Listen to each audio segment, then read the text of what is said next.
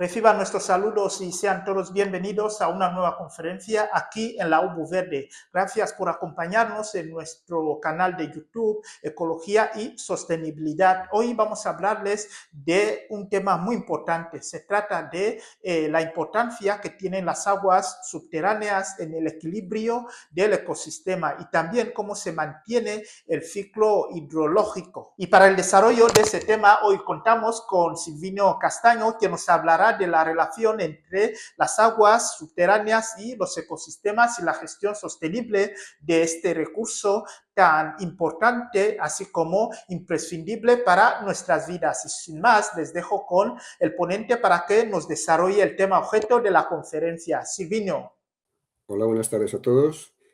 En primer lugar, quiero agradecer a la Universidad de Burgos, en especial a la UBU Verde, el que me haya invitado a impartir una conferencia relacionada con las aguas subterráneas. El título que he elegido ha sido Las aguas subterráneas en ecosistemas de ribera. Y con subtítulo, creo que es muy importante poner el factor humano. Bueno, si no somos especialistas y no somos adultos, cuando pensamos en ecosistemas fluviales, generalmente pensamos en zonas idílicas, con agua, vegetación, con un paisaje bonito, un río, unos arroyos, en sitios oasis, en zonas escarpadas.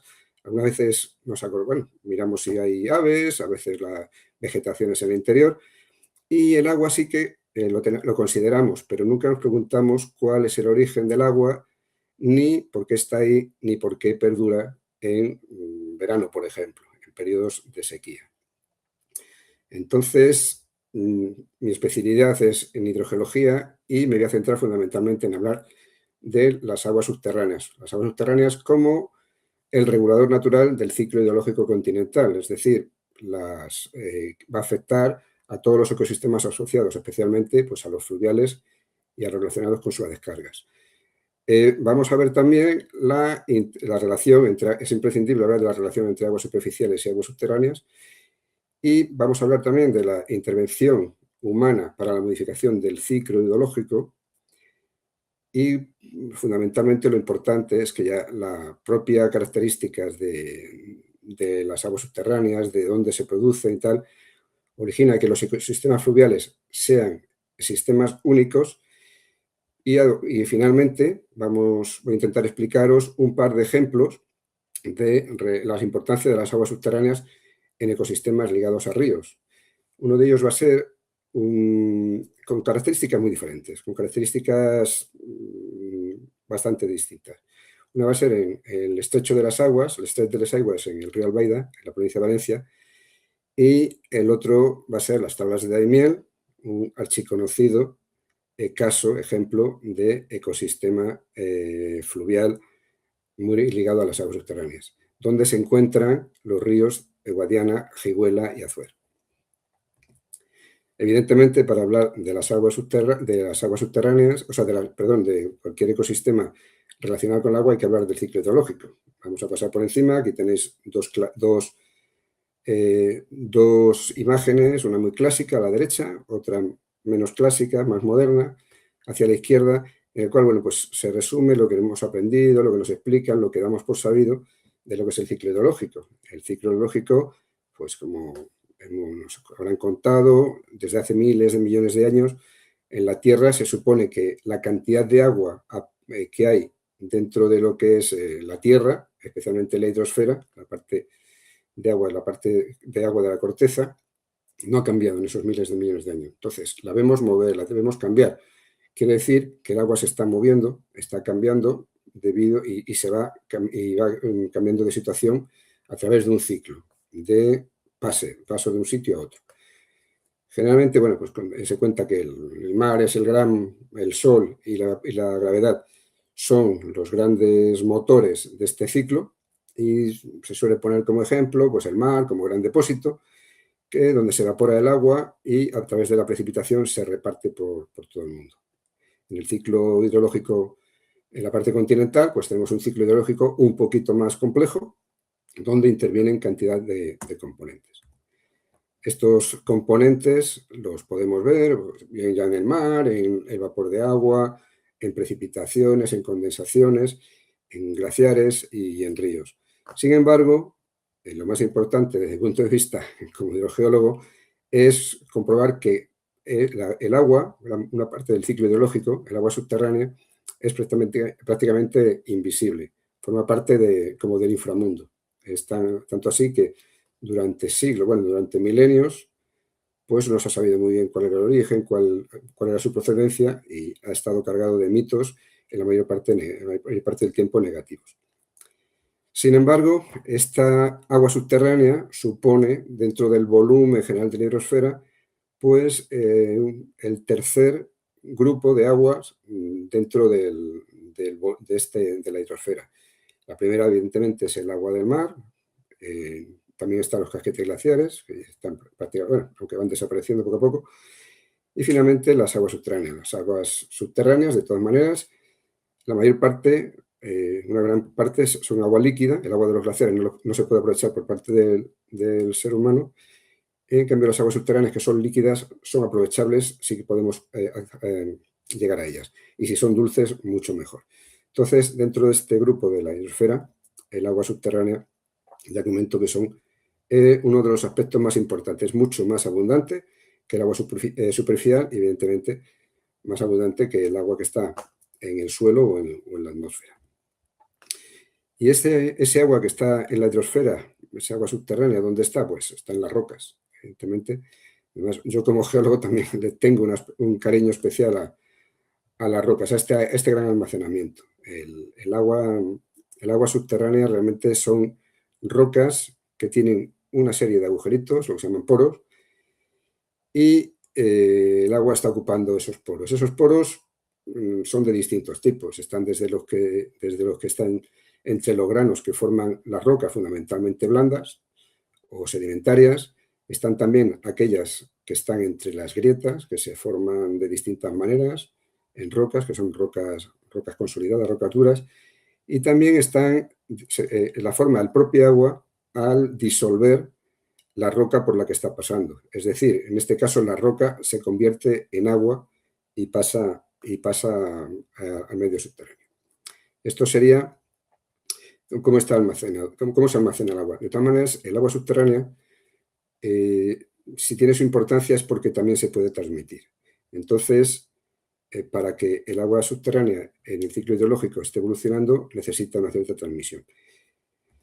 Aquí entra el concepto que ya que hemos aprendido también, que nos suena muchísimo, que es el concepto de acuífero. Un concepto de acuífero que tiene una definición común, que es una formación o conjunto de formaciones geológicas que son capaces de almacenar y transmitir aguas en cantidades significativas del agua.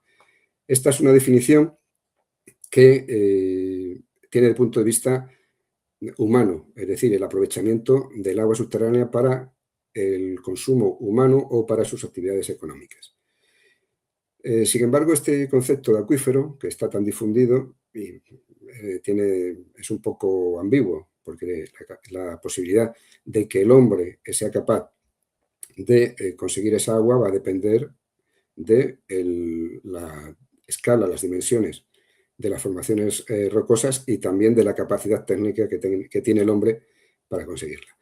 Para evitar estas definiciones un poco ambiguas, pues en la legislación se ha intentado hacer otra definición, pero al fin y al cabo es una muy parecida. También deja muchos aspectos que no están muy bien definidos. En este caso, bueno, os la voy a leer según la Ley de Aguas, que procede de la Directiva Marco del Agua. El acuífero es una o más capas subterráneas de roca o de otros estratos geológicos que tienen una suficiente porosidad y permeabilidad para permitir ya sea un flujo significativo de aguas subterráneas o la extracción de cantidades significativas de aguas subterráneas.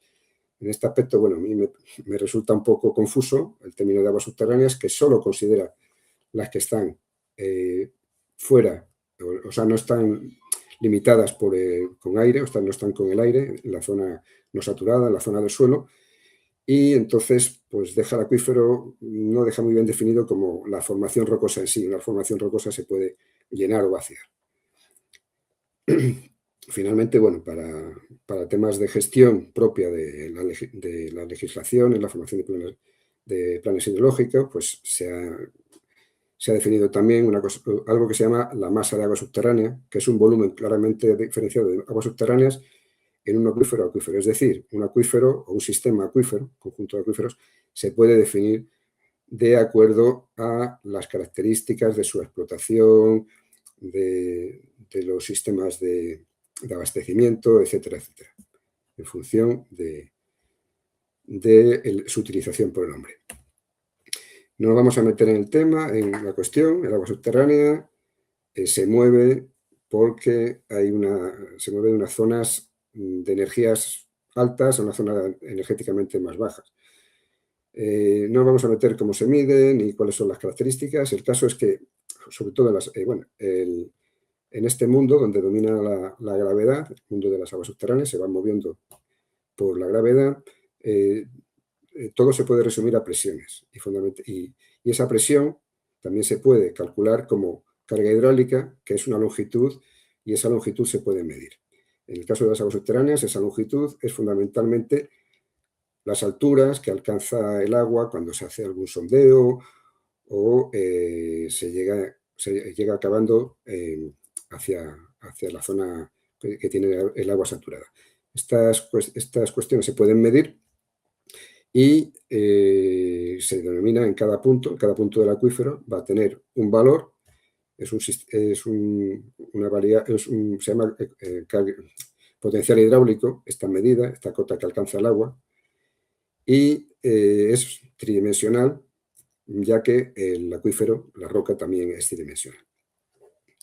No vamos a meternos tampoco en el tema del flujo, solo voy a comentar que haciendo mapas o haciendo sistemas tridimensionales de cómo es el potencial hidráulico en el acuífero, se puede estimar o calcular cuál es la facilidad de transmisión del agua en los acuíferos y también cuáles son los sistemas de flujo, las vías de flujo, las líneas de flujo del agua subterránea, ya que son pues perpendiculares a las isolíneas equipotenciales que nos van marcando todas las líneas de igual potencial. Generalmente, en la mayor parte del territorio, las zonas de menor potencial suelen ser o manantiales o ríos. Entonces, el agua va a tender a ir a ellos.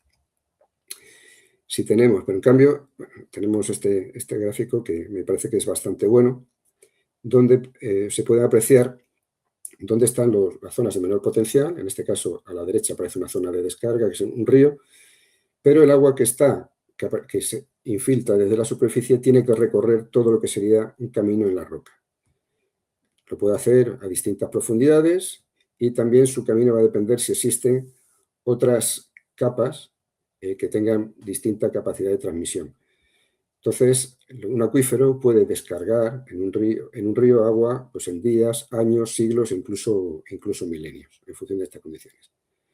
Debo comentar también que otro de los puntos de descarga, que lo iremos viendo a lo largo de la charla, son los pozos de bombeo, que también originan puntos de potencial hidráulico bajo, que va a tender a llamar al agua subterránea que está alrededor con potencial hidráulico más elevado.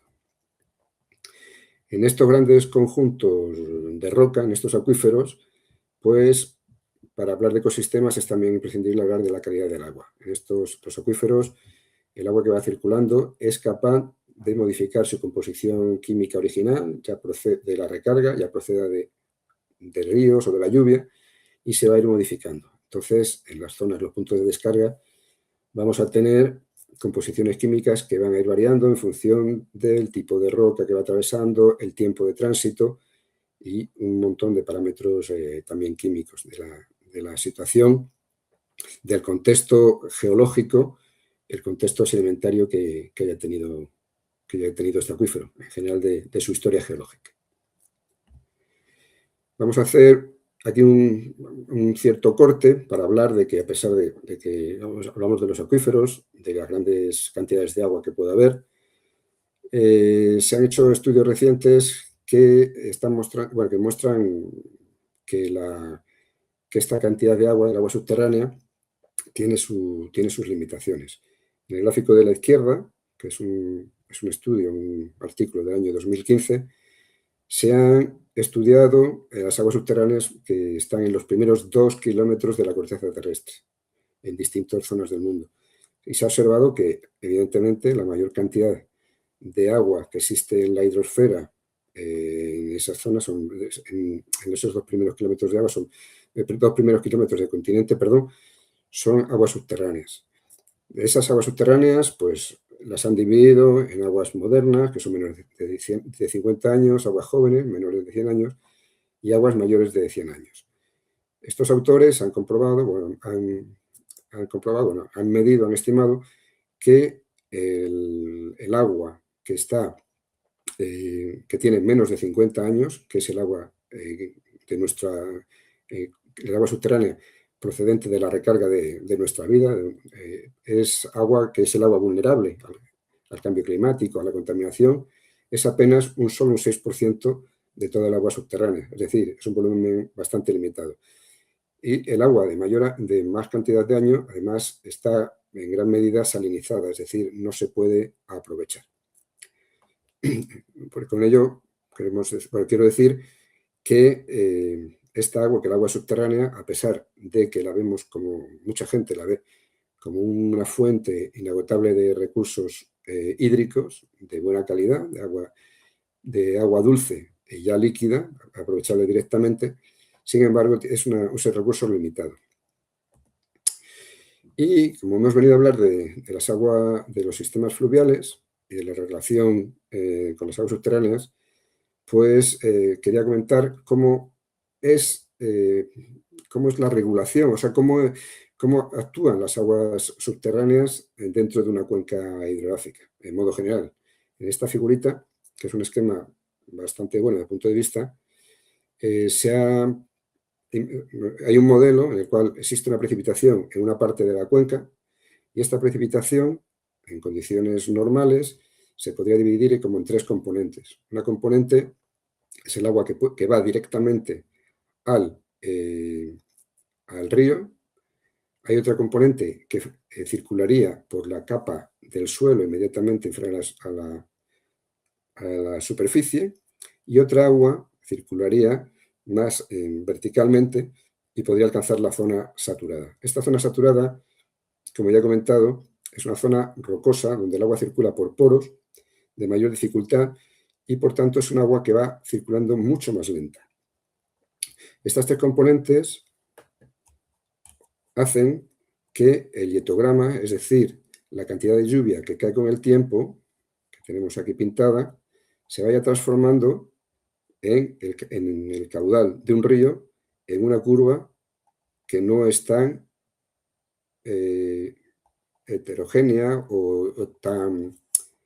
que ya está mucho más regulada, que lo que sería el agua de lluvia, por la aportación de esta agua directa, del agua subsuperficial y posteriormente del agua subterránea.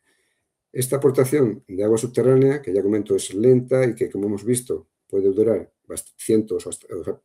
en su recorrido tardar cientos o miles de años, está aportando agua a los ríos y favorece o hace que el contenido de agua en los ríos no se limite solo a la precipitación, sino que vaya evacuando agua durante largos periodos de tiempo, incluso en épocas de sequía.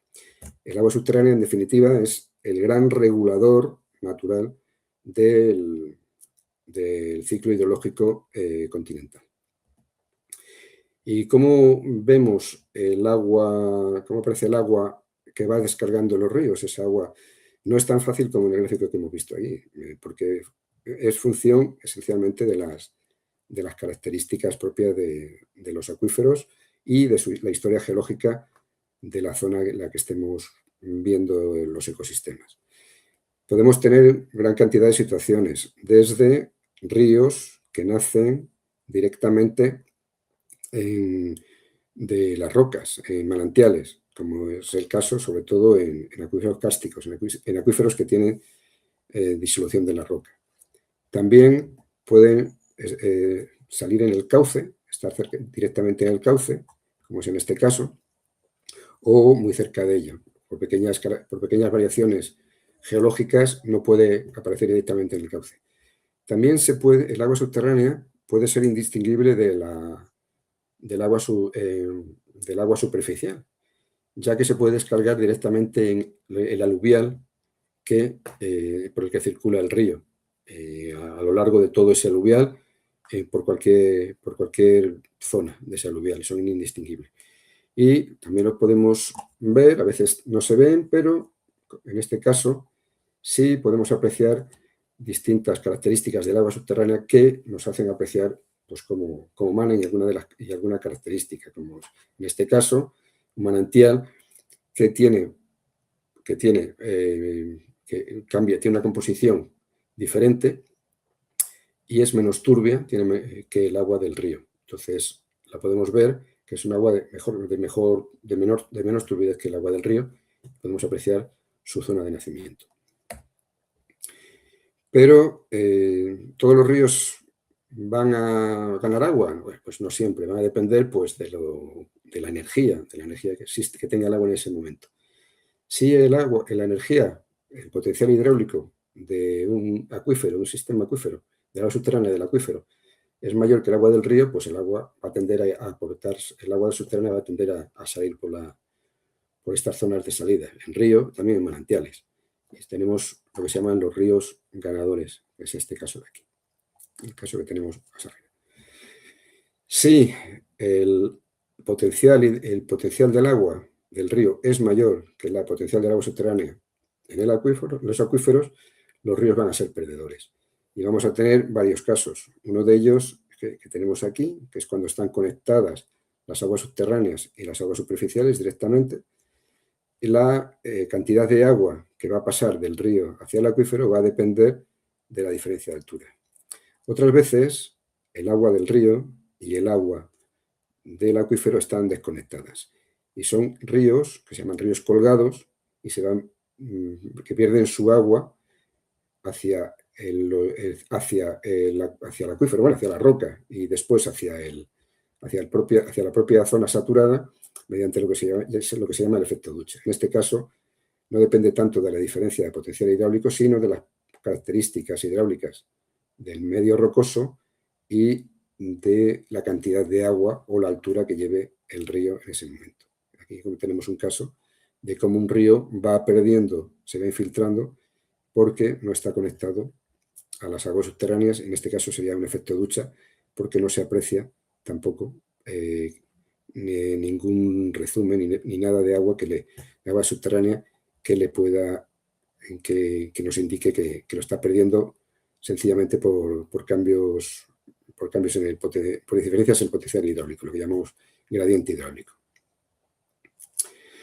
Y todo esto que hemos visto que las aguas subterráneas tienen las aguas subterráneas tienen una gran variedad, porque dependen del tipo de roca, dependen de la historia geológica, dependen de la geomorfología, de cómo vayan los ríos, etcétera, etcétera.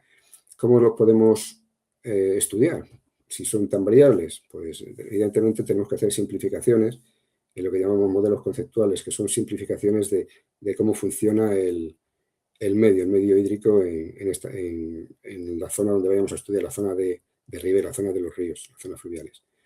Aquí he traído un ejemplo de unos manantiales que vierten hacia el río Duero en la zona de Gormaz y se ha establecido pues, un modelo simplificado, una forma de funcionamiento de estos manantiales o de estas descargas desde los acuíferos al río, a distintas escalas además.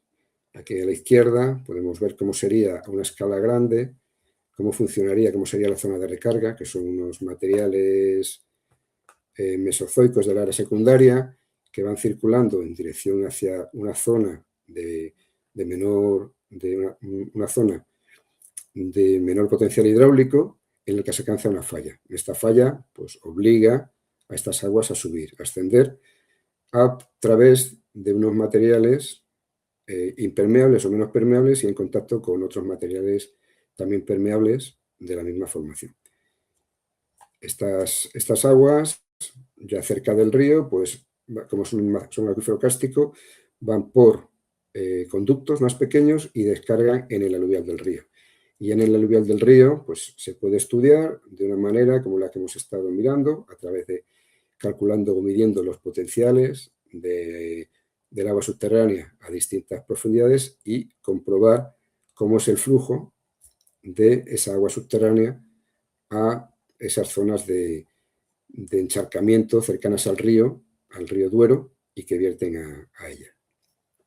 Estos modelos conceptuales, estos modelos simplificados, son muy útiles para todos los estudios de hidrogeología. ¿Y qué va a pasar con el hombre? Bueno, pues el hombre forma parte de cualquier ecosistema, forma parte durante cientos de miles de años de todos los ecosistemas, es un ser vivo, necesita beber y, por tanto, ha aprovechado el agua pues, durante mucho tiempo exclusivamente como para supervivencia, bien directamente o bien utilizando las zonas ribereñas para conseguir alimento, tanto animales, plantas, peces, etcétera, etcétera. A partir de una determinada época, el hombre ya descubre que puede ser agricultor y ya no solo necesita el agua para beber, para su consumo personal, sino que también lo necesita para sus plantas domesticadas. A partir de este periodo ya empieza la gran intervención del hombre con el ciclo hidrológico continental. Ya desde hace varios milenios, en Egipto, en Mesopotamia, en el Indo, el hombre empieza a manejar el agua pues fundamentalmente para conseguir mejores cosechas y mediante el riego, modificando los cauces en un principio, pero también adquiriendo el agua subterránea en otras zonas donde no existen esas posibilidades de río para abastecimientos o para conseguir zonas regables. Aquí tenemos un resumen de algunos de las formas de conseguir el agua el hombre, desde aquí a la izquierda, directamente, desde una zona de manantiales, una zona de salidas, escarbando, haciendo minería en la roca para conseguir agua, las formas tradicionales o conducir el agua desde manantiales a fuentes o con norias. De todas maneras, a partir de un determinado momento, fundamentalmente a partir del siglo XIX, empiezan a desarrollarse otras técnicas de conseguir el agua, de tener acceso, mejor dicho, tener acceso al agua subterránea, es fundamentalmente a partir de sondeos. Empieza a perforarse, sondeos, se llegan a grandes acuíferos y entonces, pues, el agua está mucho más disponible y se puede utilizar tanto para el regadío de grandes extensiones o para el abastecimiento urbano, también en grandes volúmenes. Muchas veces tenemos un concepto un tanto negativo de estas grandes explotaciones, hasta cierto punto, pero en este caso os muestro cuatro imágenes obtenidas en la misma zona, que es en la zona de La Mancha, hacia finales de la década de 1920, todas ellas que nos están dando un poco, nos dan pistas sobre la evolución que ya empieza a haber en esa época. De todas maneras, a mí lo que me llama la atención, tenemos pozos hechos por poleas, pozos de noria, en este caso con cangilones de barro, una construcción de un sondeo junto a un río, el río Guadiana en este caso, pero me llama la atención es que, sobre todo, que cuanto el hombre tiene el agua más fácil, a todos nos gusta vivir mejor, si tenemos el agua más a nuestra disposición, vamos a ser más felices.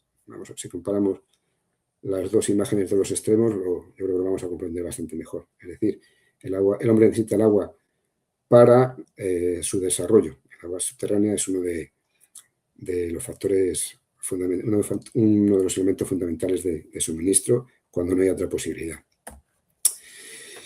¿Y qué origina el hombre cuando interviene en este medio, en los acuíferos, para obtener el agua subterránea? Aquí tenemos dos ejemplos de lo que sería un sistema natural de recarga, con un área de recarga, el agua se infiltra, llega a la zona saturada y tiende por esa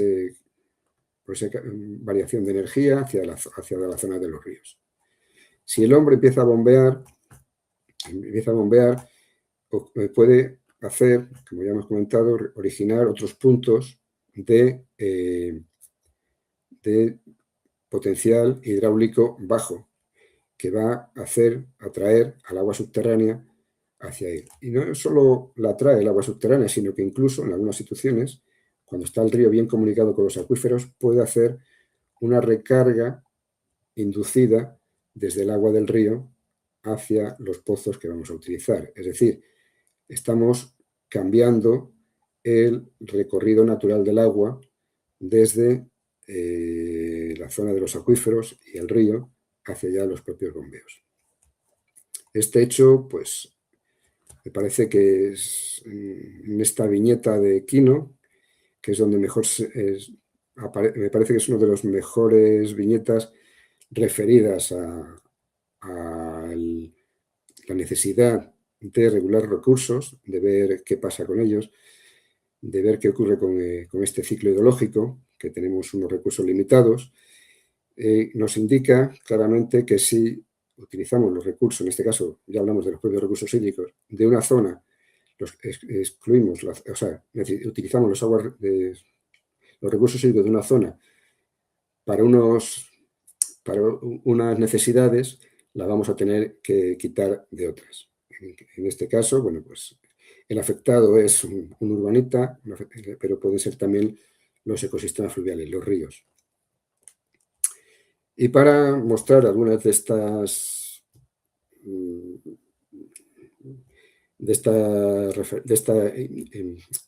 evidencias, o sea, para ver, para comprobar cómo están relacionadas las aguas superficiales y subterráneas y cómo el hombre ha introducido sus acciones sobre ellas, os voy a explicar dos ejemplos muy distintos, como ya hemos hablado antes, dos ejemplos muy distintos de acuíferos relacionados con ríos, con ecosistemas que están afectados pues, por las acciones humanas. Son muy diferentes, cada uno tiene su problemática y cada uno representa aspectos completamente distintos. El primero es el Estret de les Aigües, el estrecho de las aguas, que aparece está en la provincia de Valencia. El estrecho de las aguas es un espacio bastante reducido, de unos 4 kilómetros cuadrados, que se sitúa entre dos comarcas naturales valencianas, que son dos valles muy amplios, se la llaman la Costera, donde está la capital es Játiva, y también al norte y al sur es el Valle de Albaida, cuya ciudad más importante es Onteniente. En esta zona, el estrecho se ha formado por un encajamiento del río Albaida a través de unas zonas débiles de las rocas, unas zonas de fracturas fundamentalmente, que ha atravesado transversalmente a una formación montañosa, la más importante de las cuales se llama la Serra Grossa o Sierra Gorda, Serra Grossa. El elemento fundamental de toda la cuenca del río Albaida, antes de llegar al estrecho de las aguas, es el embalse de Bellús. El embalse de Bellús es una obra hidráulica que está pensada, diseñada y funciona muy bien para evitar para la laminación de las avenidas del río Albaida, que se producían, son muy frecuentes, son relativamente frecuentes y muy duras, y que afectaban al río Júcar. El río Albaida, se me olvidó comentar, es un afluente del río Júcar por su margen derecha, y las avenidas del río Albaida llegaban a la plana, las zonas de las planas litorales de la provincia de Valencia a través del río Júcar. El embalse de Bellús consigue laminar esas avenidas de forma bastante efectiva. El problema que tiene toda esta cuenca alta del río Albaida es que es una zona muy agrícola y también tiene muchísimas industrias. Como consecuencia, el río Albaida presenta una gran contaminación y en el río Bellús, el embalse de Bellús está afectado por esa contaminación. Es una contaminación de nutrientes y también de contaminantes industriales. Aunque la industria de transformación ya está desapareciendo, ahora es otro tipo de industria diferente, pero aún se manifiestan algunas de la problemática de la contaminación industrial de hace décadas. El valle del río Albaida, aguas abajo del embalse de Bellús, está muy modificado artificialmente ya desde épocas históricas, porque los recursos hídricos en todo este sector se han estado utilizando durante siglos. Y por otra parte, la contaminación producida fundamentalmente por los nutrientes, aunque el embalse de Bellús es un sumidero y sufre muchísimas transformaciones, no deja de ser una fuente de nutrientes, también ha originado que esté degradado todo el ecosistema fluvial y hayan aparecido especies invasoras que les gustan mucho los nutrientes, especialmente las cañas, y que algunos elementos vivos tengan pues, efectos de elementos pesados de la antigua industria de toda la zona. Como consecuencia, pues se ha realizado una restauración fluvial de todo este tramo, aguas abajo del embalse de Bellús, pasando por el estrecho de las aguas, en la que fundamentalmente lo que se ha realizado ha sido, se han liberado de especies invasoras, se han plantado otras especies que no se consideran invasoras, de otro tipo, y también pues, se han quitado barreras fluviales, consecuencia o restos de la antigua actividad humana en el río.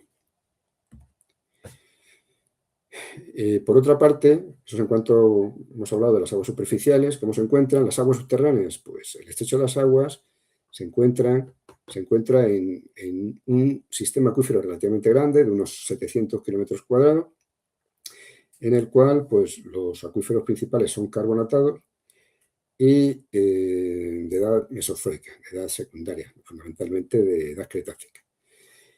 Se encuentran estos acuíferos, son acuíferos que se aparecen en superficie, dando grandes sierras, o aparecen por debajo también de algunas llanuras de sedimentos más impermeables, como es lo que aparece el espacio en blanco más al sur. Concretamente, bueno, el flujo general de este sistema es hacia el río Albaida, tanto en su parte occidental como en su parte oriental, aunque en la zona más marginal hay un cierto flujo ya hacia la zona costera, hacia las zonas lindantes con el mar Mediterráneo. A efectos de gestión, pues este gran sistema acuífero que ya he comentado se ha dividido en varias masas de agua subterránea y estando el estrecho de las aguas justo en la zona más septentrional de lo que es la masa de agua subterránea de Sierra Grosa, que, como ya he comentado, tiene una parte que son afloramientos de acuíferos carbonatados y tiene también, dentro de lo que sería la superficie del gran valle del río Albaida y su afluente principal, en esta zona son una gran llanura de sedimentos terciarios bastante impermeables. En concreto, bueno, pues aquí tenemos una imagen detallada de la geología del estrecho de las aguas y podemos ver que existe una cierta complejidad estructural y estamos en el límite de formaciones carbonatadas que están afectadas pues, por plegamientos y fallas.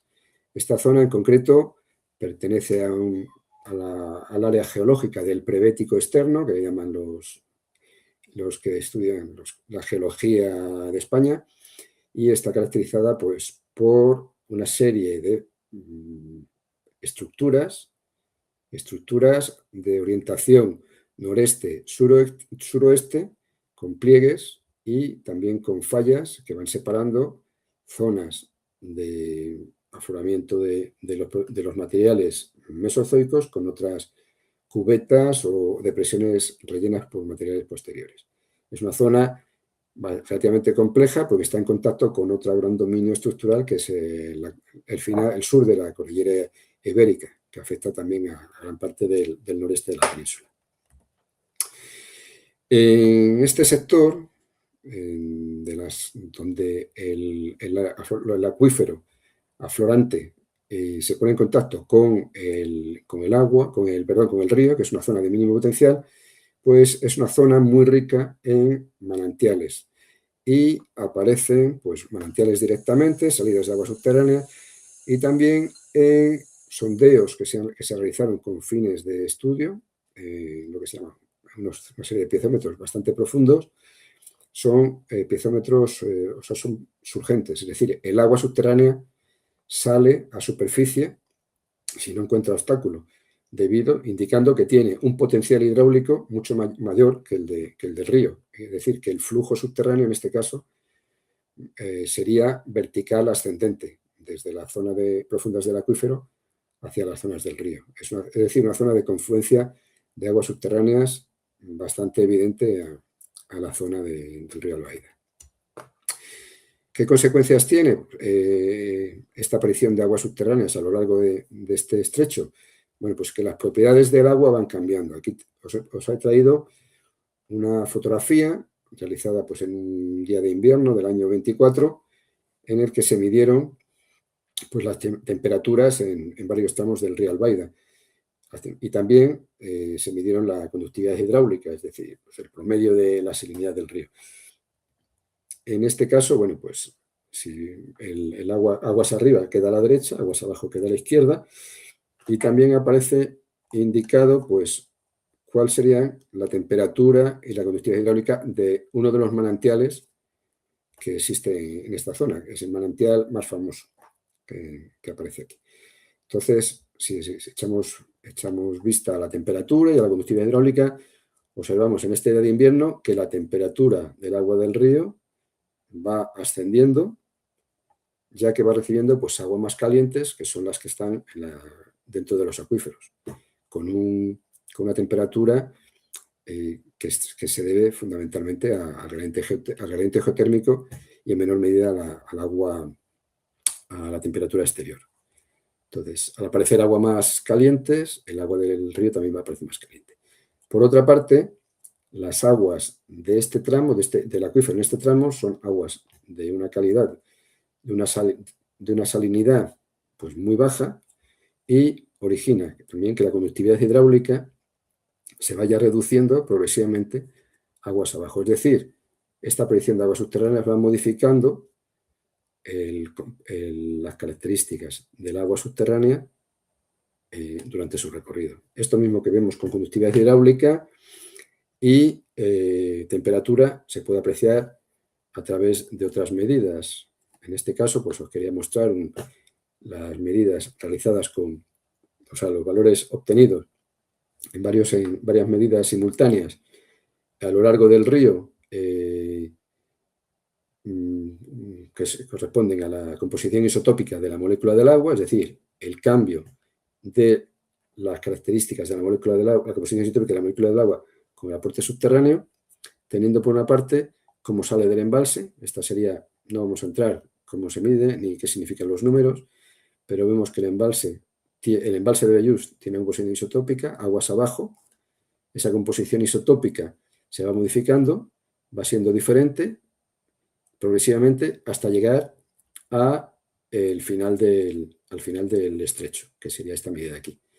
Y si continuamos esta línea, tendríamos como otro tipo de agua, que aquí pone agua del Cretácico, son aguas subterráneas, las que están saliendo por manantiales, por los pozos surgentes, y comprobaríamos que esta agua, el agua que va pasando, va adquiriendo cada vez unas características más parecidas al agua subterránea, va teniendo mayor mayor proporción de aguas subterráneas.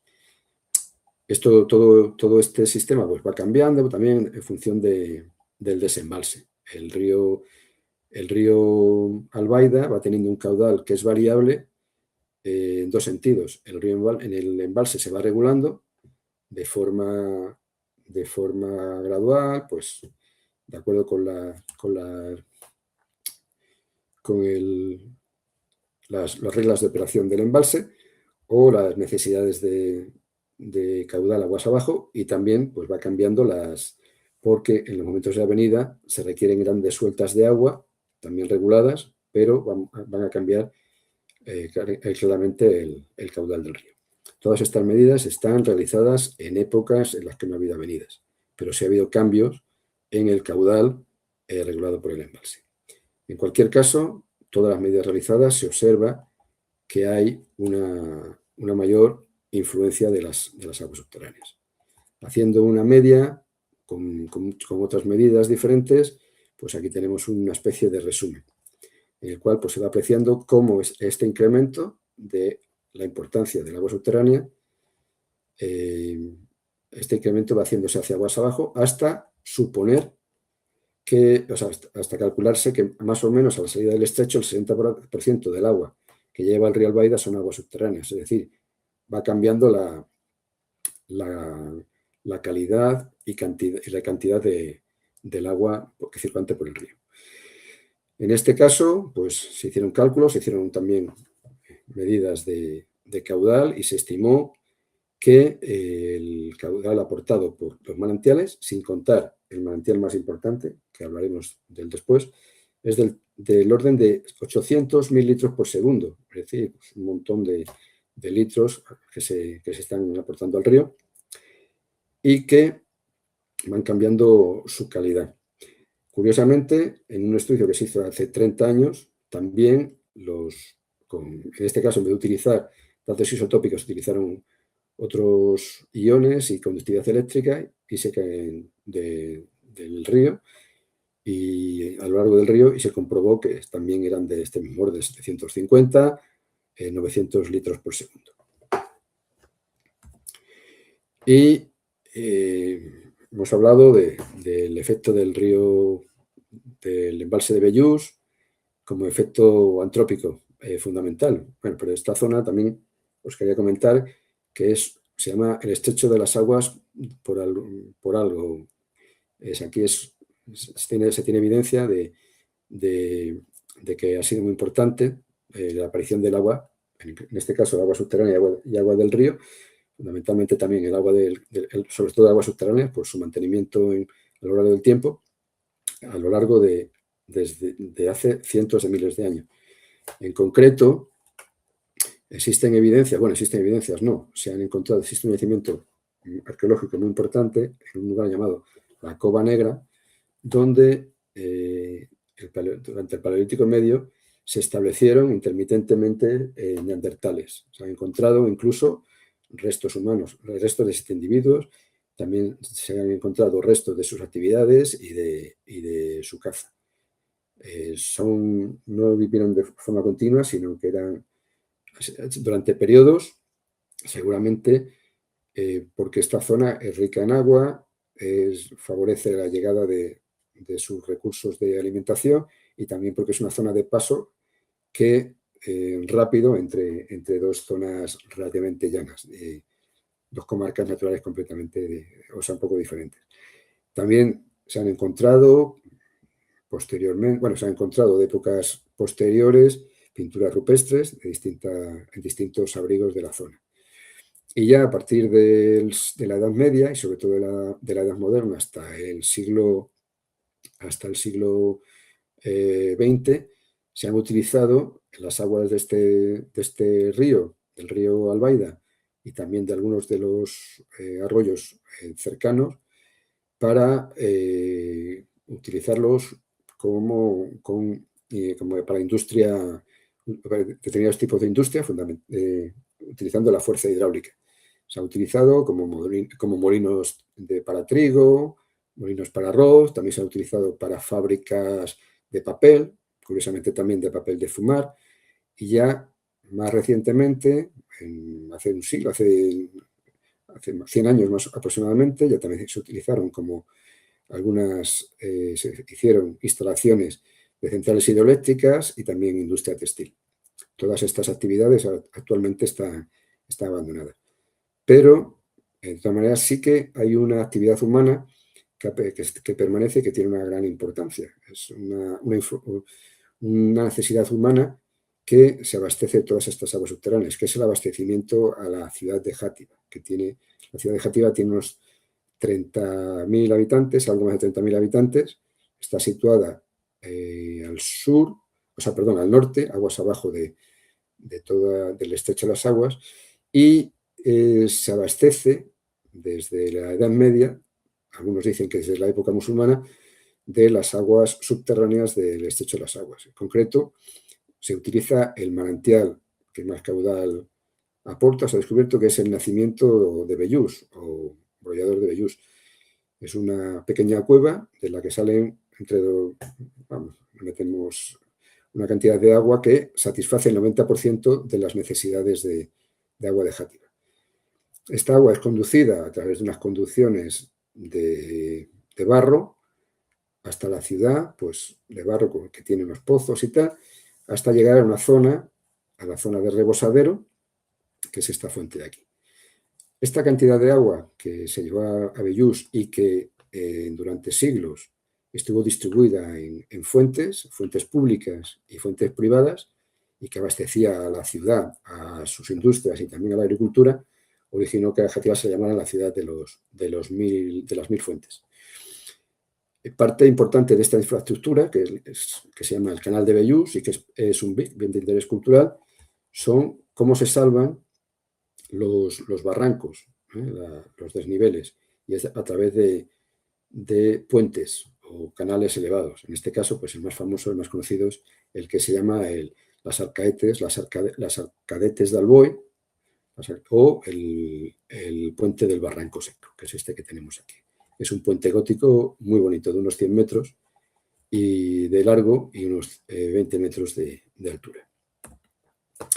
Y esta agua que se ve en Játiva, que procede del nacimiento de Bellús, pues esta agua tiene una calidad excepcional, como casi todas las aguas subterráneas que vierten en el estrecho, y pues mediante medidas de relojes del agua, mediante los isótopos en este caso tritio, y isótopos radiactivos, pues se ha comprobado que esta zona de aquí, o sea, el agua que beben, es un agua ya que tiene sus años, que tiene una recarga, pues seguramente de hace más de 50 años. Sería un agua joven ya pasando a una edad un poquito más mayor, una edad mayor. Pero a pesar de esta agua, que se supone que está libre de gran cantidad de las actividades recientes que ha sufrido la zona o que de las actividades que tienen lugar aquí, ocurre en la mayor parte del tiempo de funcionamiento de la fuente, pero se han encontrado mediante medidas en parámetros físico-químicos que determinadas lluvias fuertes, no todas, afectan a este manantial, dotándoles de características de aguas de la superficie inmediatamente colindantes al propio manantial. Es decir, que es un agua que podía estar afectada por actividades potencialmente contaminantes que se instalan aquí o cualquier otro hecho diferente. Cualquier otro hecho contaminante. De hecho, un abastecimiento de un pueblo cercano se tuvo que ser cambiado por ponerse justo al lado unas granjas de cerdos que le afectó y que por contaminación biológica que se ha mantenido durante varias décadas, por cierto, y sigue todavía activa. Entonces, en este sector que el agua, o sea, que el acuífero, la mayor parte de la masa de aguas subterráneas de la Sierra Grossa, en la que está incluida, tiene unas aguas subterráneas de una calidad relativamente mala, fundamentalmente por nitratos, y este sector tiene una calidad excelente. Cualquier afección que se le haga va a originar pues un poco bastante mal en cuanto a los abastecimientos urbanos de esta zona, de la que se suministran varios municipios. Y después de hablar de un acuífero o de un sistema acuífero en el cual un sector, afortunadamente, no está muy afectado y se puede decir, incluso es capaz de mejorar, aunque sea momentáneamente o durante un periodo, un recorrido pequeño, los ecosistemas fluviales o las aguas del río, vamos a pasar a un caso muy conocido, que es el de las tablas de Daimiel, que es un ecosistema ligado a ríos, aunque sean ríos de tinta, porque es uno de los acuíferos o los ecosistemas de los que más se ha escrito en las últimas décadas de todos los de España. Este sistema, no sé si muchos si lo conocéis o no, o parte de esta charla va a ser redundante, se sitúa en la parte final de lo que se conoce como la cuenca alta del Guadiana, que es una cuenca de aproximadamente unos 15.000 kilómetros cuadrados, que ocupa pues, parte de las provincias de Toledo, Cuenca y Ciudad Real. En ella pues, se sitúa en una de las zonas más llanas de la península. Estaríamos en plena zona de la Mancha. En este caso, bueno, está situada también la zona de las tablas de Daimiel, en este sector, que es donde se junta este sector llano, que aparece aquí en verde, sería la llanura manchega, que está limitada al sur por una meseta, que es los Campos de Montiel, al norte por un sector donde aparece una sierra, la Sierra de Altomira, y al oeste tendríamos las estribaciones de los Montes de Toledo, y también estaría en el límite con la cuenca del Tajo, que es esta zona de aquí, este sector. En la zona en concreto de las tablas de Daimiel, como que tenemos aquí, hemos hecho un zoom, pues en esta zona, que sería esta parte de aquí, aunque ya he comentado que es un terreno relativamente llano, no dejan de observarse ciertas depresiones, hundimientos, que muchas veces están alineados, guiados por zonas estructurales de la geología, y otras zonas que están ligadas a la disolución de estos materiales que aparecen por aquí, que son materiales calizos. Al norte, en cambio, pues las tablas de Daimiel tienen unos sistemas que son una especie de rampas que proceden de antiguos abanicos aluviales y conos de dirección que fueron originados desde la zona de los Montes de Toledo. En esta zona convergen dos ríos. O sea, lo que es el propio Parque Nacional convergen dos ríos. Uno es un río muy largo, que lo hemos visto en el gráfico anterior, recorre prácticamente toda la cuenca, la parte septentrional de la cuenca del Guadiana, que es el río Jiguela, aparece por esta zona de aquí.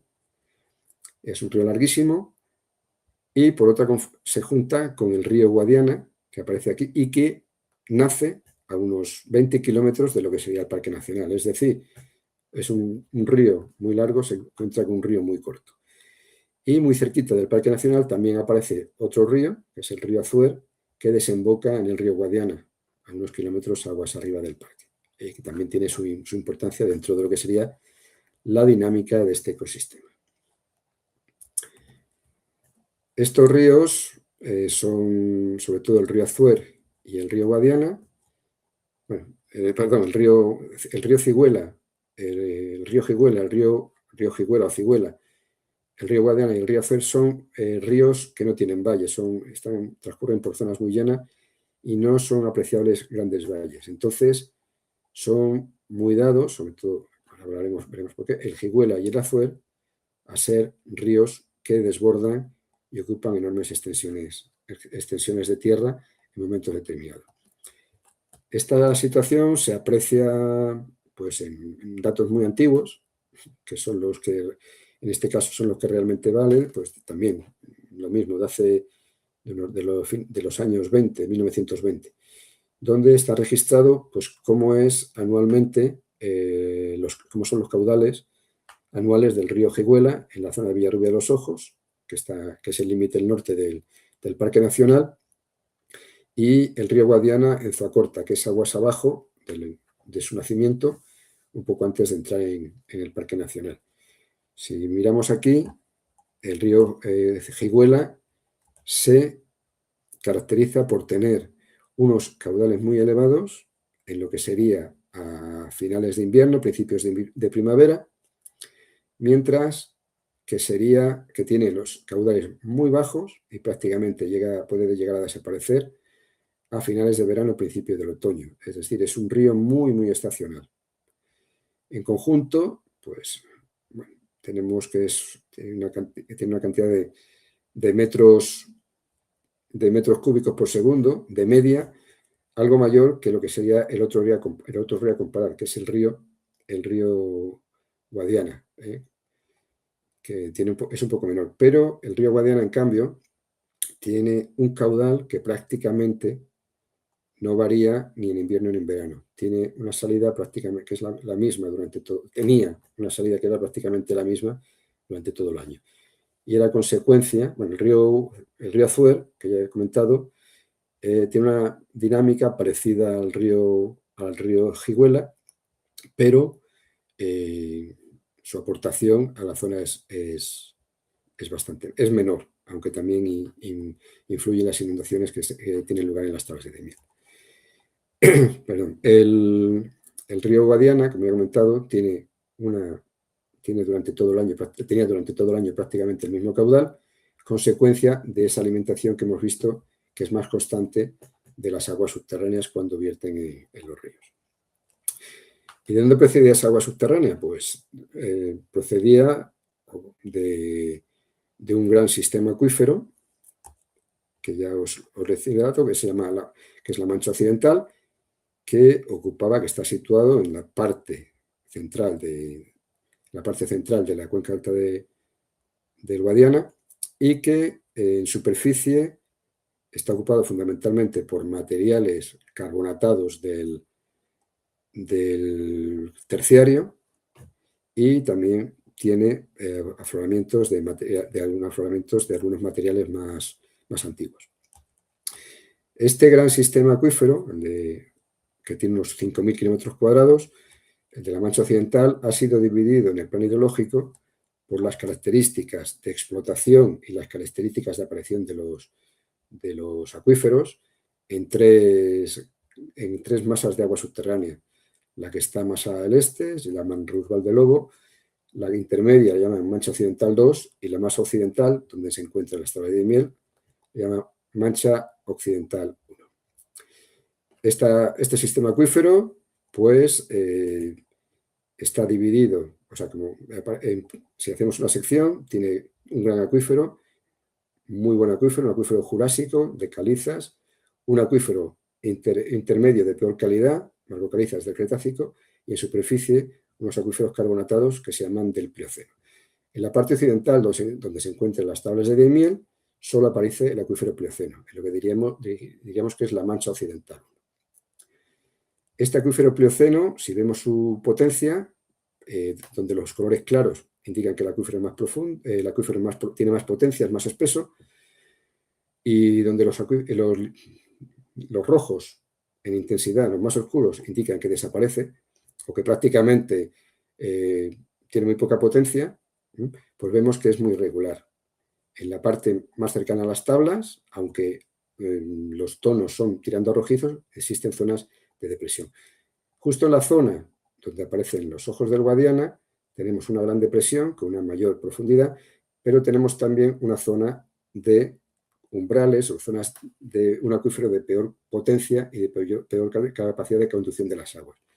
En esta diapositiva se ve un poco mejor y se han representado algunos de de los grandes manantiales que aparecen en este sector, los ojos del Guadiana. Si lo vemos en 3 dimensiones, pues el agua de la Mancha Occidental, de ese gran acuífero de 5.000 kilómetros cuadrados, vendría de dirección desde el este hacia el oeste, se enfrentaría con unas zonas de difícil tránsito, porque son materiales antiguos, de baja permeabilidad, ligados a los montes de Toledo, que lo obligarían a ascender y a brotar de forma masiva en los ojos de Guadiana. Como ya he comentado, todo este sector no es fácil, no es uniforme, y aparecen otras zonas de umbrales, otras zonas de presiones, y hay otras aparición de otros manantiales secundarios, como ocurre con los ojuelos del Jigüela u otros manantiales a lo largo del cauce del Guadiana. Pero la gran aportación de agua sería aquí, en los ojos del Guadiana. Con todo ello, esta es la Mancha Occidental. El modelo conceptual que existe es relativamente sencillo. Sería una recarga procedente de lluvia, de la precipitación o transferencias de otros acuíferos, y en algunas circunstancias también infiltración de ríos. Y las descargas serían por evapotranspiración y sobre todo por descargas en humedales. Bueno, aquí hay un vídeo donde hay unas de las descargas en los humedales en la zona de las tablas. Todo ello, esta afluencia de agua subterránea desde los ojos del Guadiana y de aguas superficiales desde el Jigüela y el río Azuer, en esta zona pues originaba un balance hídrico bastante rico, alimentado por aguas superficiales y aguas subterráneas a través de todo el río Guadiana. Las aguas, toda esta gran cantidad de agua originó que fuesen aprovechado, incluso desde antiguo, todas estas aguas mediante la construcción de molinos, fundamentalmente, de industrias relacionadas con el aprovechamiento hidráulico. Se instalaron gran cantidad de molinos, o incluso batanes, desde épocas que algunos suponen que es desde épocas romanas, aunque en la zona más oriental.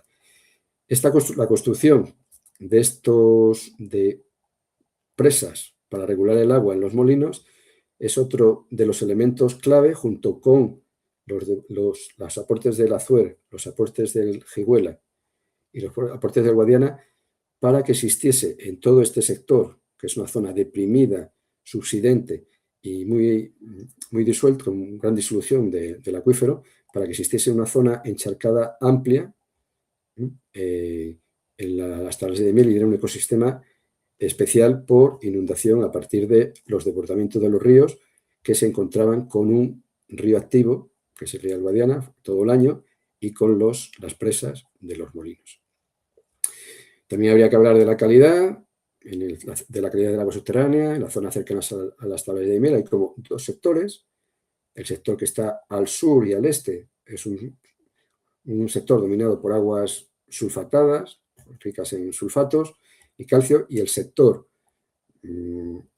occidental son aguas muy salinas, relacionadas con la aparición de sedimentos salobres, que estarían también relacionados con los aportes del río Jigüela, que son aguas salobres. En lo que sería en la zona del nacimiento del río Guadiana, cuyas aguas subterráneas, en los ojos del Guadiana, las aguas esas aguas se verterían en el río Guadiana y también llegarían a las tablas. Las aguas son bicarbonatadas cálcicas con muy poca, de una riqueza, de una conductividad hidráulica, una conductividad eléctrica bastante reducida, y un contenido iónico también bastante reducido, es un agua de muy buena calidad. Toda esta mezcla de aguas han sido mencionadas tradicionalmente como una de las características fundamentales de la gran riqueza biológica o del ecosistema de las tablas de Daimiel. Pero en un momento determinado, aunque las actuaciones humanas, las tablas de Daimiel han sufrido actuaciones humanas, fundamentalmente en un principio para intentar desecarlas o bien para utilizarlas para utilizar la fuerza hidráulica para molinos o batanes, las aguas subterráneas de toda esta zona empezaron a hacerse visible a partir de principios del siglo XX. Sin embargo, el gran desarrollo de la exploración y explotación de las aguas subterráneas fueron a partir de la década de 1940, 1950, primero de forma oficial, a través de los planes de colonización, y después a partir de forma privada.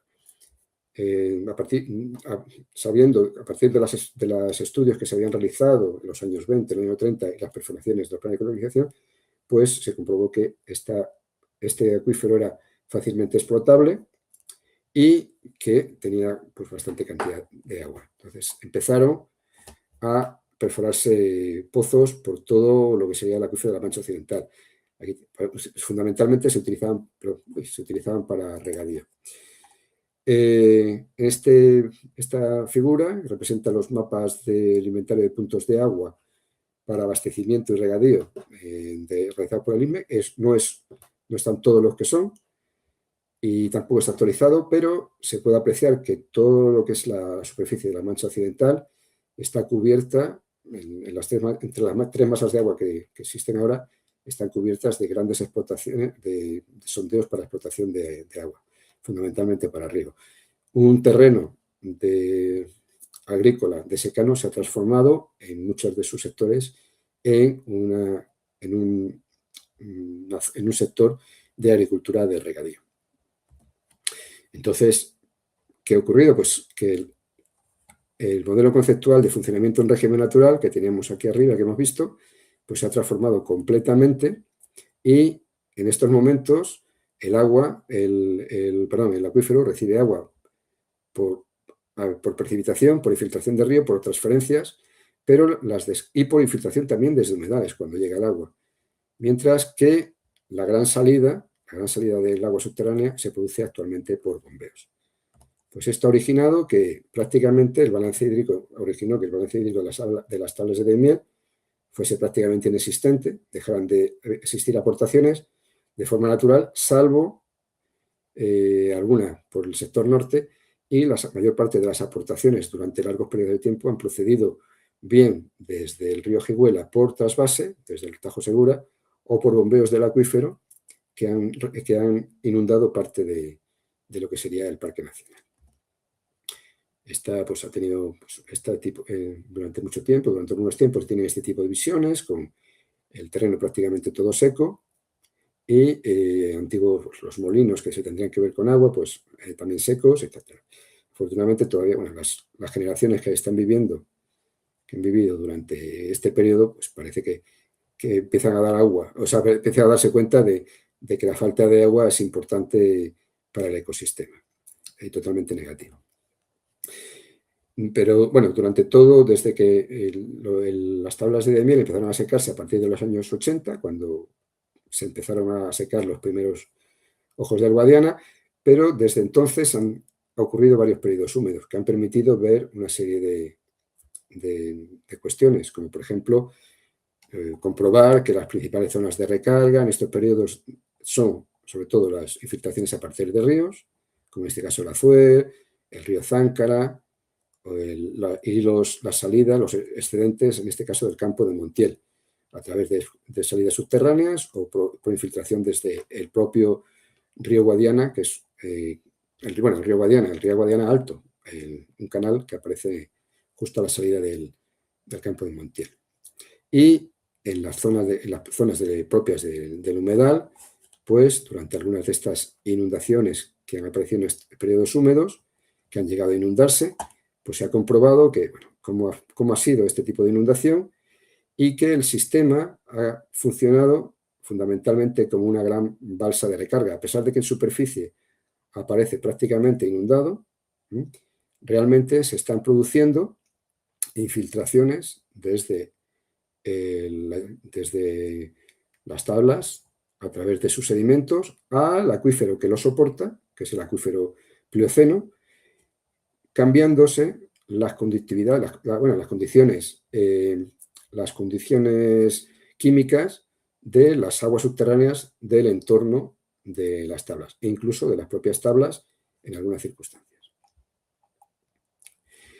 Y esa agua que vemos ahora cerca de las tablas de Daimiel, ahora que el sistema no funciona de forma natural, pues estudiándolo de forma a través de isótopos, pues mediante realización de modelos, se ha visto pues, que las aguas no proceden, las aguas que vemos ahí en las tablas de Daimiel, las aguas subterráneas, perdón, no proceden de este entorno, sino que al ser un acuífero muy grande y tener una cuenca tan grande, esas aguas han estado circulando o tiene una zona de recarga en zonas mucho más elevadas, que son las propias tablas de Daimiel. Aquí tenemos dos modelos, dos circunstancias. En cualquier caso, aquí los tenemos de forma más en detalle, no procederían, estas que tenemos aquí, no procederían en ningún caso de las aguas infiltradas debido a la lluvia en este entorno, sino que serían aguas procedentes de lluvias muy antiguas. Todos son aguas evaporadas, además, aguas que han pasado por la superficie del terreno y se han vuelto a infiltrar. Son aguas muy características, las aguas subterráneas, isotópicamente, las aguas subterráneas del entorno de las tablas. Por otro lado, también se han hecho medidas de qué edad pueden tener las aguas que estaban cerca de las tablas de Daimiel y se ha visto que, salvo alguna excepción, con sus dudas, bueno, aquí aparecen con sus incertidumbres, gran parte de las aguas que aparecen en este sector son aguas que son antiguas, es decir, las aguas que están circulando por aquí, a pesar de todas las precipitaciones que ha habido, los momentos de lluvia, los periodos húmedos, las aguas que están aquí son aguas relictos, aguas fósiles de las que estaban circulando por este gran sistema acuífero antes de estos periodos húmedos. Es decir, son aguas recargadas muy lejos de las tablas de Daimiel, con un recorrido muy largo y durante mucho tiempo. Entonces, cualquier agua que estemos explotando en este sector, en el sector cercano a las tablas de Daimiel, son aguas, como si dijéramos, insustituibles. Únicamente las podríamos sustituir por las aguas que se recargan de manera artificial en lo que sería el propio base de las tablas de Daimiel, debido a las condiciones hidráulicas del medio. Y finalmente, pues, toda esta evolución de la modificación del régimen hídrico de las tablas de Daimiel ha originado también un cambio en la calidad química de las aguas subterráneas del acuífero cercano a las tablas de Daimiel. Aquí tenemos el diagrama que vimos antes, que sería de la década de los 70, antes de que se secaran los ojos del Guadiana y las tablas de Daimiel, un periodo intermedio, cuando estaba las tablas de Daimiel en un periodo muy, muy seco, en un grado de degradación bastante elevado, y aquí durante la finalización de un periodo húmedo, que pusieron en funcionamiento también algunos de los ojos del Guadiana. O sea, que aquí se volvieron a brotar. A lo largo de este recorrido, en general, las aguas del acuífero cercano a las tablas de Daimiel han sufrido un proceso de salinización y un cambio también en las características químicas en algunos sectores, especialmente en el cercano a los ojos del Guadiana, donde las aguas plenamente bicarbonatadas cálcicas han pasado a ser ya sulfatadas. Y la salinización es más manifiesta tanto en los sectores del norte de las tablas como en algunos sectores también del este y del sur. Y con relación a las tablas, y para terminar, pues se ha hablado en estos últimos años, desde el secado de las tablas en los años 80, ha habido dos periodos húmedos, el año 95-97, 2010-2014, y ahora parece que estamos en un periodo húmedo, por lo menos las primaveras son húmedas, el 2025-2026. En el periodo intermedio, en el periodo 2010-2014, como ya he comentado, volvieron a aparecer algunos de los ojos del Guadiana. Entonces, mucha gente pensó que todo el acuífero se estaba recuperando. Este afloramiento de los ojos del Guadiana no dieron, sin embargo, continuidad a todo el río Guadiana, no recorrió todo su recorrido hasta las tablas de Daimiel, solo en determinados trazos. Pero no se habla, ¿podemos hablar de una recuperación del sistema a corto o medio plazo? Pues en principio parece que no. Si la sobreexplotación del acuífero continúa, pues podremos tener estos periodos de calma relativa en cuanto a que en las tablas de Daimiel se inundan por avenidas de agua superficial a través del Higuera fundamentalmente, pero ninguna aportación de aguas subterráneas, que es una gran pérdida en cuanto a la diversidad o, o hacerle único a las tablas de Daimiel.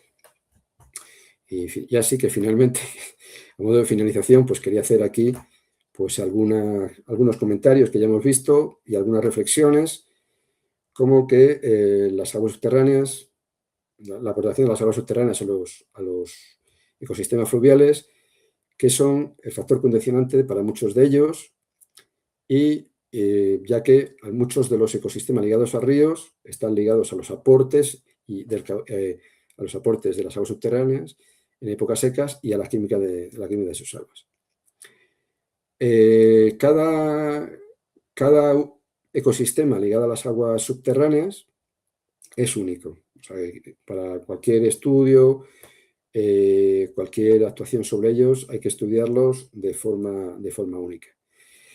Por otro lado, la actividad humana, aunque parezca que no afecte directamente a un ecosistema fluvial ligado a aguas subterráneas, puede afectarlo de forma indirecta. Ya se ven las tablas que, aunque haya bombeos cerca de las tablas, pero lo que ha cortado el flujo ha sido fundamentalmente toda la aportación de agua subterránea ha sido la existencia de grandes captaciones en miles de kilómetros cuadrados. Muchas veces esta afección humana, indirectamente, no se nota al momento por la gran inercia que tienen las aguas subterráneas a todas las presiones a las que se somete. Tanto eso es bueno porque no se notan inmediatamente los efectos negativos, sino también sino que también se dilatan en la recuperación de todos estos ecosistemas.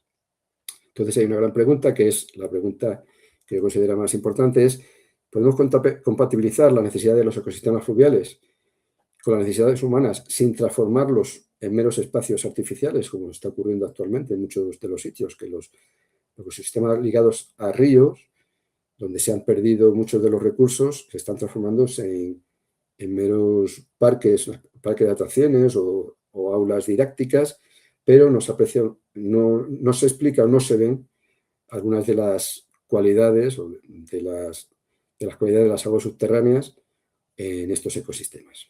Y ya, bueno, aquí os muestro los agradecimientos, los agradecimientos en los que la Universidad de Burgos por facilitar, por invitarme a dar esta charla, a la Confederación Hidrográfica del Júcar y al CEDES por facilitarme algunos de los datos con relación al estrecho de las aguas y a varios proyectos de investigación centrados en el proyecto Paleotablas del ICME y otras instituciones, sobre todo para utilizar datos de las tablas de Daimiel. Y bueno, gracias a todos los participantes y perdonad si me he pasado un poco de tiempo.